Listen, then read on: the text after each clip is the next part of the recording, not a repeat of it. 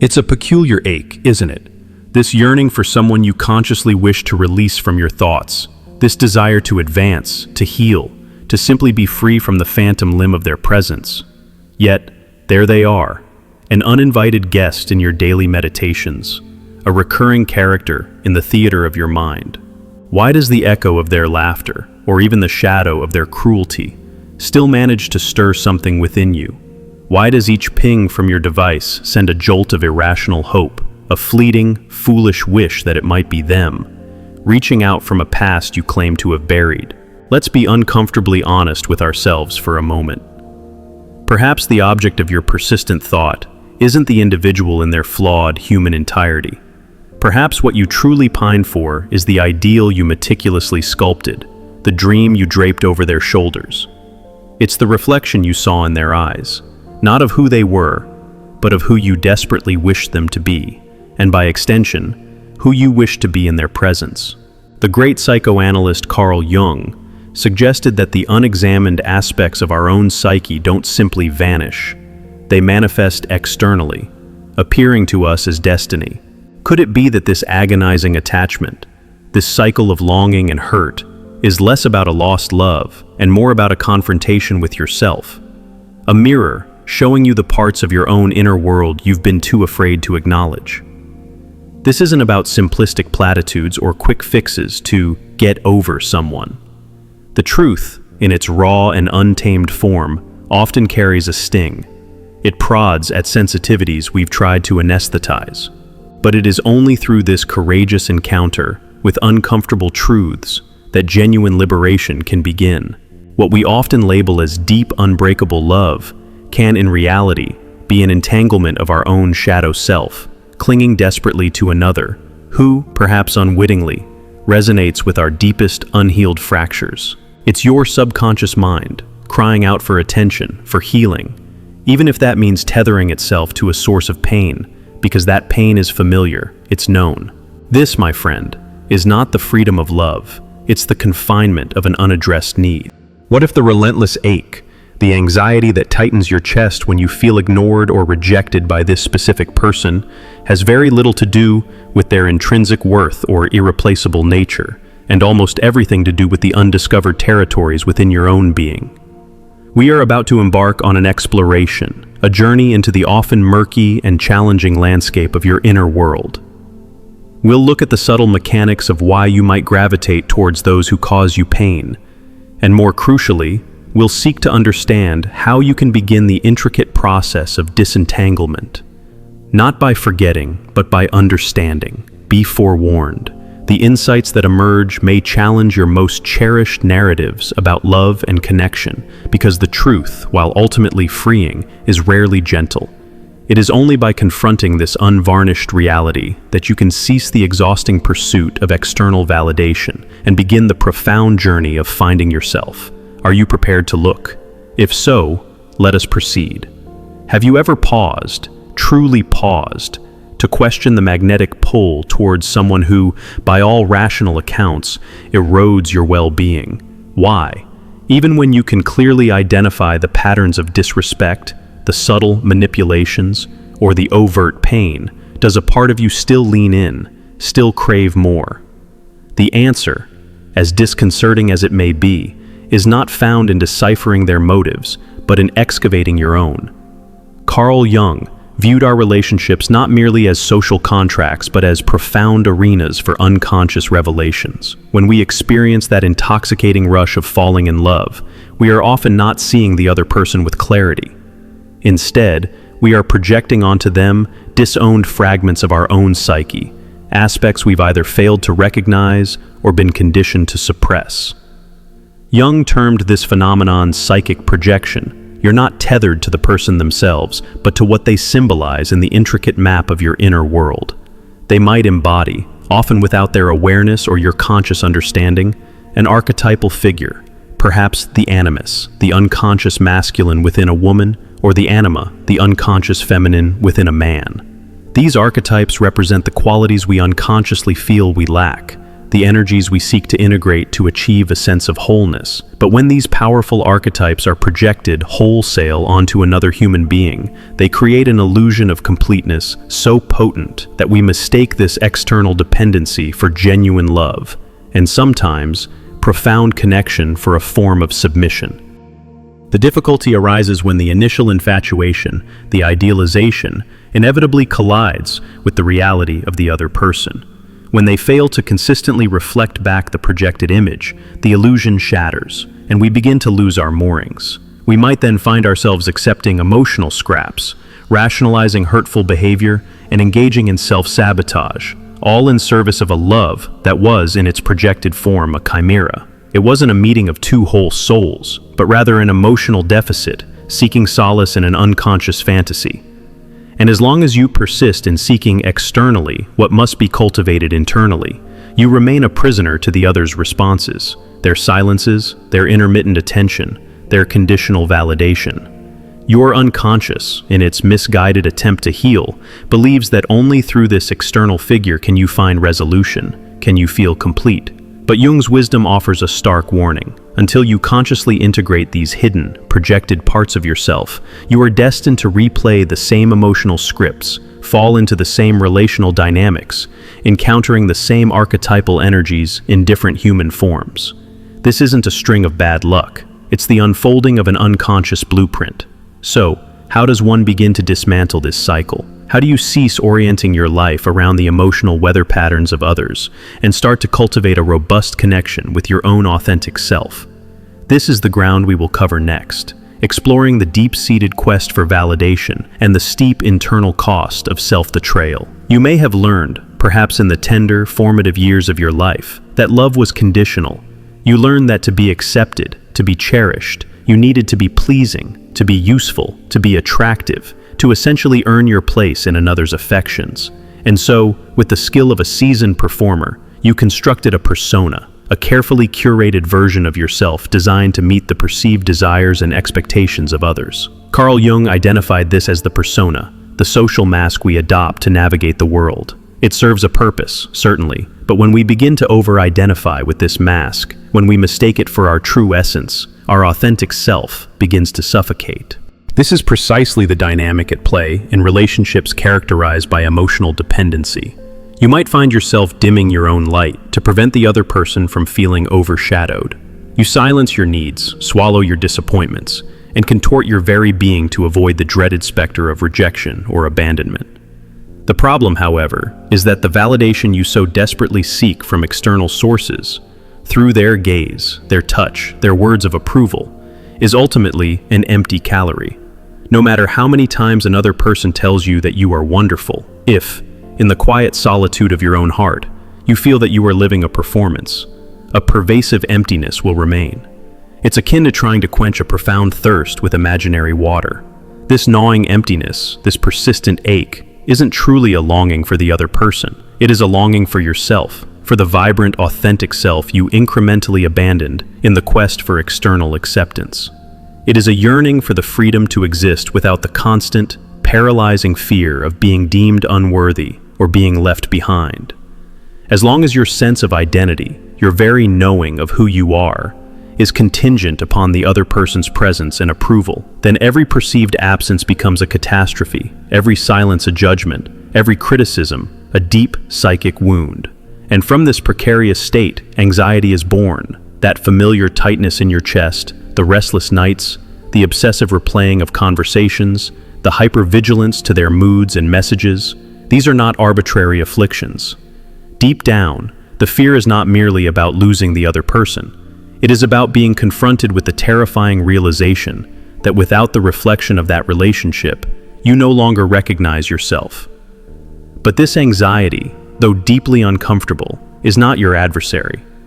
It is a crucial signal, a symptom that your psyche is in a state of profound conflict, that suppressed parts of your true self are clamoring for expression, for life.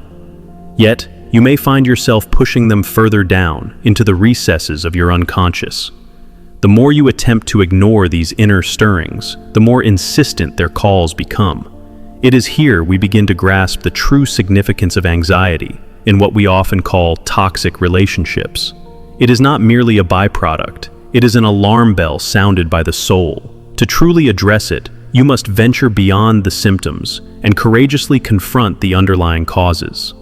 Next, we will delve into how this anxiety often stems from an internal fragmentation and what it is urgently trying to reveal to you about your own hidden landscape. You might label it anxiety, but consider that it could be the stifled cry of the aspects of your being that have been dismissed, denied, or metaphorically amputated in your relentless pursuit of what you believed was love. It is your soul's desperate attempt to alert you that something is profoundly amiss, that you are living a life incongruent with your deepest truth, that the cost of maintaining this particular connection is your very self. Carl Jung illuminated the architecture of the human psyche as a multi-layered system, encompassing both conscious and unconscious realms that strive for integration and harmony.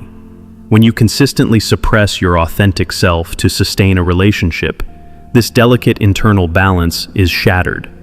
What ensues is a painful internal schism, and this division often manifests as pervasive anxiety. This isn't simply a fear of being alone, it's the silent internal war waged between what you genuinely feel and what you permit yourself to express. Each time you swallow your tears to avoid causing a ripple, each instance you utter, "I'm fine," when internally you are disintegrating, you reinforce this internal divide. Anxiety then emerges as a psychological defense, your unconscious mind's valiant effort to restore equilibrium. Imagine an internal battlefield. On one side, the carefully constructed false self, desperately seeking external approval and validation. On the other, the suppressed true self, gasping for the air of authenticity, crying out to be seen and honored. You experience that constriction in your chest because you are attempting to contort yourself into a relational dynamic that was never designed to accommodate your true dimensions. Your heart races because, on some profound level, your spirit is in flight, attempting to escape a life that feels alien to its core. You live with a constant underlying fear of losing the other person because, in a tragic irony, you have already experienced the profound loss of yourself. This deep-seated anguish will not be soothed by a returned text message, a temporary reconciliation, or a renewed promise from the other. The locus of the problem is not their behavior, but your disconnection from your own essential nature. As long as you persist in seeking externally for the validation and wholeness that can only be cultivated from within, anxiety will remain your unwelcome but persistent shadow. Consider the types of individuals you consistently find yourself involved with. Are they emotionally unavailable, narcissistic, manipulative, or hypercritical? Ask yourself, with radical honesty, what do these relationships reveal about the aspects of yourself that you keep hidden, even from your own conscious scrutiny? Perhaps you deny your own healthy anger, your legitimate need to be seen and valued, or your own nascent desires for agency and control. Consequently, you might unconsciously gravitate towards partners who embody these very qualities, in their exaggerated or distorted forms, the qualities you haven't dared to own or integrate within yourself. The shadow operates through projection. You might despise in another what you cannot accept within yourself, or conversely, you might become infatuated with qualities in another that represent abandoned or underdeveloped parts of your own being. It is a challenging and often painful dynamic, yet it serves a profound purpose. It continues until you are willing to confront and integrate what you have hidden. As Jung sagely observed, what you resist persists, and what you accept transforms. Simply extricating yourself from a toxic relationship is often insufficient if the underlying attractors remain unexamined. True freedom requires understanding why these dynamics hold such a powerful allure for you. This necessitates immense courage, the courage to look inward and acknowledge that a significant portion of the recurring chaos originates from within, that you carry unresolved wounds, unexpressed traumas, and disowned desires, all of which are crying out for integration, not further suppression. But then, how does one begin to transform this shadow from a source of self-sabotage into a wellspring of strength? How can you interrupt this relentless cycle of emotional pain and begin to reconstruct the most vital relationship of all, the one you have with yourself? This is the essence of what Jung termed the process of individuation. In the next part of our journey, we will explore this path of returning to your authentic center and how individuation can signal the dawn of your emotional liberation. There arrives a juncture, a critical turning point, where the realization dawns that you can no longer sustain the internal division. You can no longer endure being fractured into the self you present to the world and the authentic self that screams silently within. It is often at this precise moment, when the pain of fragmentation becomes unbearable, that the true journey of healing courageously begins. For Carl Jung, this marks the inception of individuation, the profound psychological odyssey wherein an individual ceases to be a mere puppet of their societal masks and unconscious wounds, and instead embarks on the path of becoming who they are truly meant to be. But let there be no illusion. Individuation is not a serene stroll through sunlit meadows. It is a confrontation, often a deeply uncomfortable one. You will be called upon to face all that you have diligently avoided, your deepest insecurities, your unhealed traumas, your most ingrained self-destructive patterns. You will need to develop the capacity to see, with unflinching clarity, the intricate psychological games you may have unconsciously perpetuated, and to accept that, in many instances, you were an unwitting accomplice in your own suffering, not because you desired pain, but because you lacked the awareness or the tools to navigate life in any other way, because your sense of identity had been profoundly shaped by experiences of absence, by an insatiable need for external approval, and by a pervasive fear of rejection. Individuation truly commences when you consciously decide to stop chasing the affirmation of those who consistently fail to see or value you, and instead turn your gaze inward with a commitment to brutal, compassionate honesty. It begins when you dare to ask the difficult questions. Why do I so readily abandon myself to keep another person close? What deep-seated lack am I attempting to fill through this external connection? What essential part of myself do I sacrifice each time I find myself begging for love or acceptance?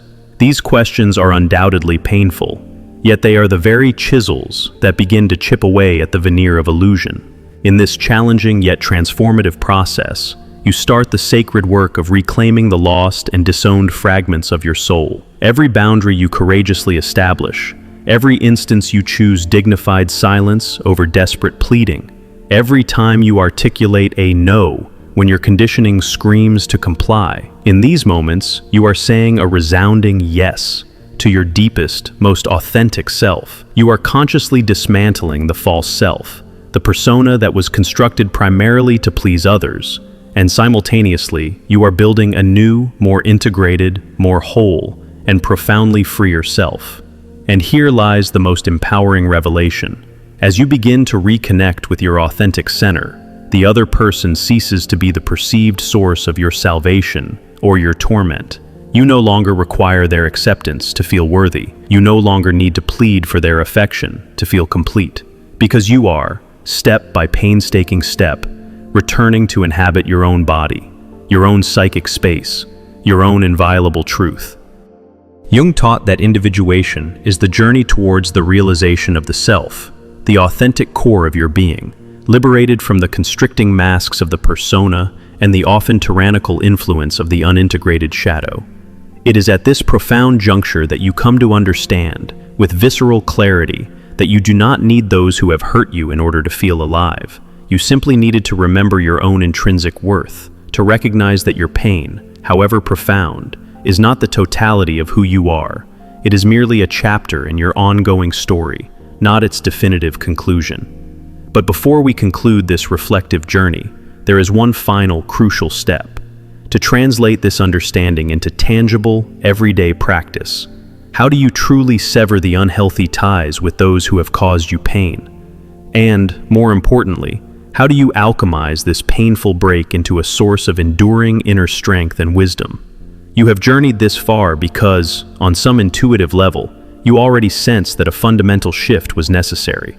Perhaps you lacked the precise language to articulate the nature of your pain. Perhaps you mistakenly labeled it as mere weakness, excessive neediness, or an inescapable dependency. But now, you are beginning to understand it as a profound summons from your soul, a silent scream indicating that you have endured far too much, sacrificed too great a portion of your authentic self, and distanced yourself so profoundly from your core that your own reflection had become almost unrecognizable. Letting go, in this context, is not synonymous with forgetting. It is not an attempt to erase memories or to pretend that the hurt did not occur. Rather, it is a process of profound understanding, courageous acceptance, and conscious release. It involves the deep realization that the person who caused you pain was instrumental in a particular chapter of your life's narrative, but they do not need to dictate the pages that are yet to be written. Maintaining a psychic bond with those who consistently undermine your well-being is akin to attempting to navigate a vast ocean while dragging a heavy anchor. You will inevitably find yourself submerged before you reach any meaningful shore. And do not deceive yourself. The process of letting go is often intensely painful. Severing these invisible, yet profoundly felt, ties requires immense strength and resilience. For you are not merely leaving behind a person, you are also releasing a constellation of expectations, cherished fantasies, idealized projections, and deeply held hopes that never found their fruition in reality. But this pain, this grief, is sacred. It is the pain of psychic rebirth, the necessary mourning that creates the internal space for you to return fully to yourself, so that you can finally and completely occupy the psychic territory that was once dominated by the perceived absence or presence of the other.